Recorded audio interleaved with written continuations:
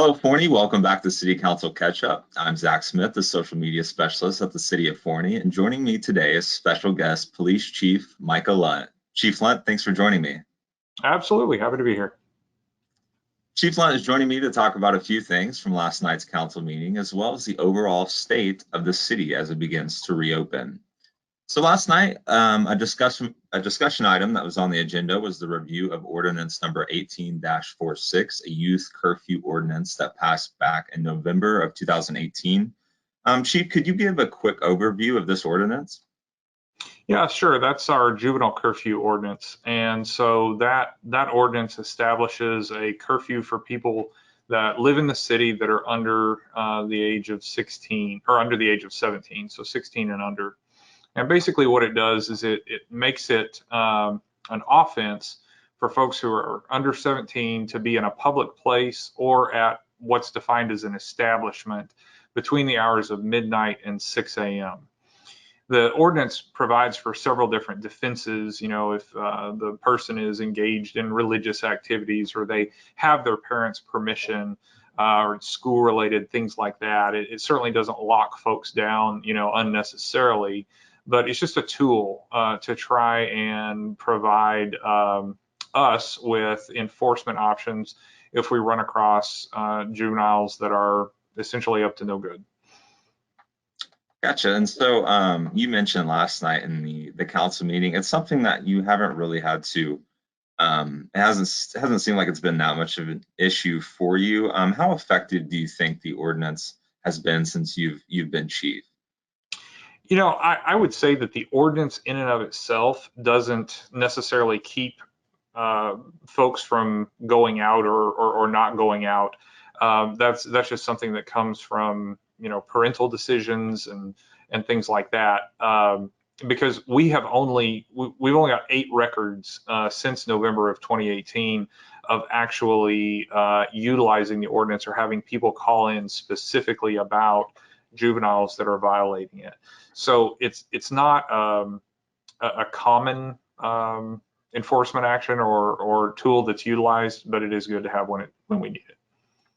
Gotcha. And it looks like that will have to be readdressed later this year if that ordinance needs to stay in place. That might happen in November of this year. So another takeaway from last night's meeting was that parks and city buildings will stay closed for another 2 weeks, and that will be readdressed during the next council meeting. And obviously this has been a crazy, unprecedented time. And I think one of the major points about keeping the parks closed is the challenge of just enforcing social distancing. Has it been challenging not only to keep up with typical policing duties, but to ensure that people are adhering to the governor's orders and social distancing guidelines? It has been challenging because it's different. You know, police officers go to the academy and we learn about things that are in the penal code, for example, or the transportation code, laws that have been around for a long time, and that there's a lot of guidance, a lot of direction as to how to handle them, how to enforce them, things like that.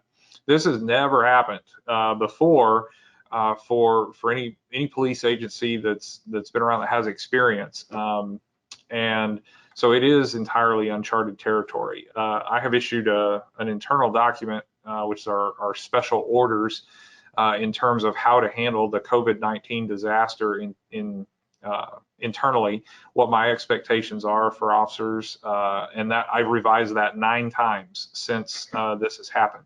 As the pandemic has progressed, as executive orders have come out and so forth. So it's a lot to keep up with. It is becoming more and more of a divisive issue where there are those over here that want businesses and things to be open and there not to be restrictions, and then there are those who feel that any restrictions that are being lifted too soon.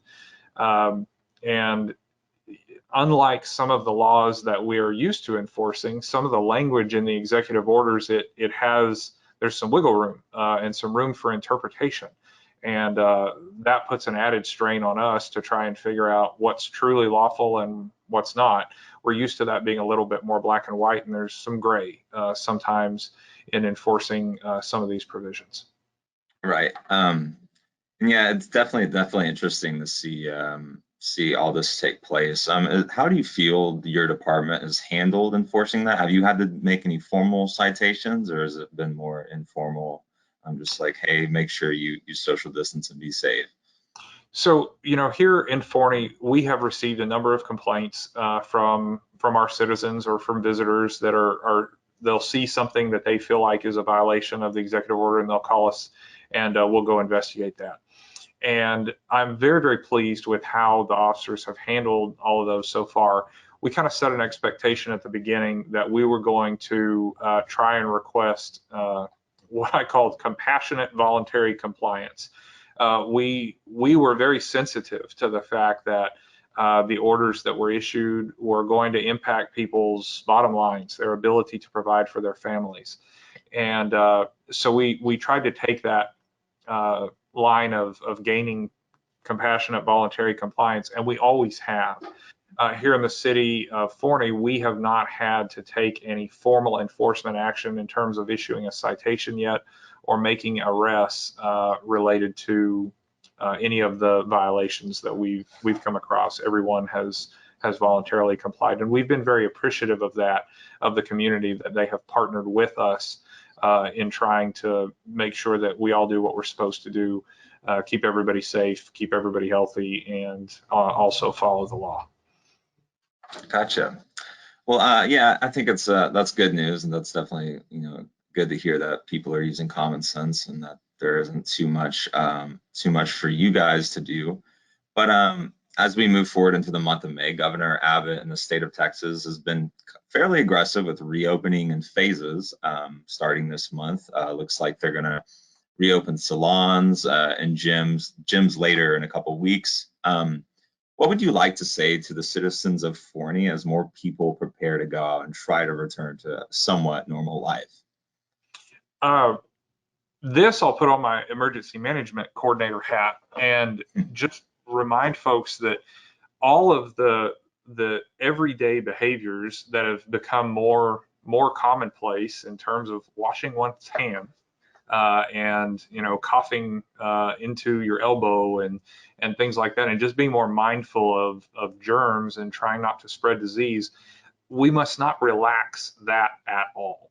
It's super important that folks continue to engage in good hygiene practices.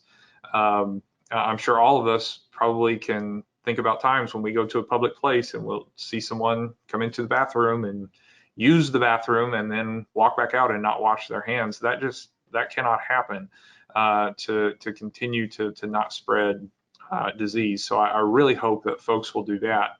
I hope we're kinder to one another, as this continues to unfold. This has brought out some of the best in our community and in communities across the state and the country in terms of coming together and supporting one another. I hope that we continue to engage in that, not take advantage of folks wherever you're at on, your personal opinions about what's been done to try and prevent this. I just hope that folks are understanding, that they not, get in fights about whether or not somebody's wearing a mask, for example. There's a lot bigger issues that we have to work through and move forward on.